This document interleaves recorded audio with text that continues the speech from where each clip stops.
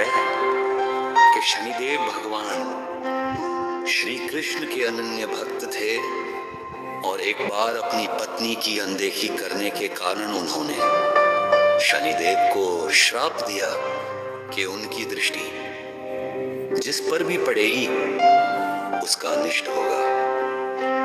इस कारण शनिदेव अपनी दृष्टि नीची रखते हैं और उनकी दृष्टि को वक्री दृष्टि भी कहा जाता है। शनिदेव का जन्म और श्राप।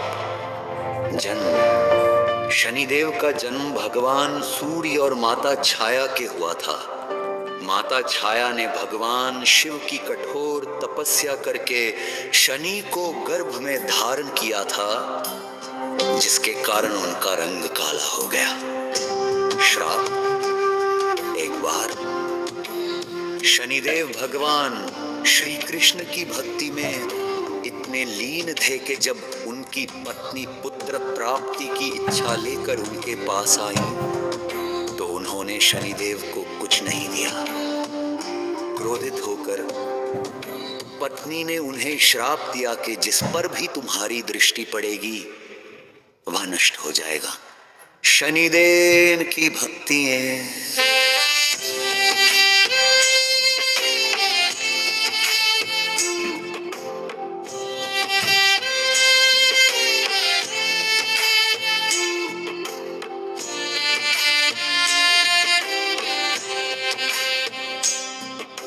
श्री कृष्ण के भक्त शनिदेव बाल्यकाल से ही श्री कृष्ण की भक्ति में लीन रहे।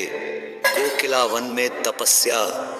जब उन्हें श्री कृष्ण के दर्शन नहीं हुए तो उन्होंने कोकिला वन में तपस्या की और कई वर्षों के बाद श्री कृष्ण ने उन्हें दर्शन दिए।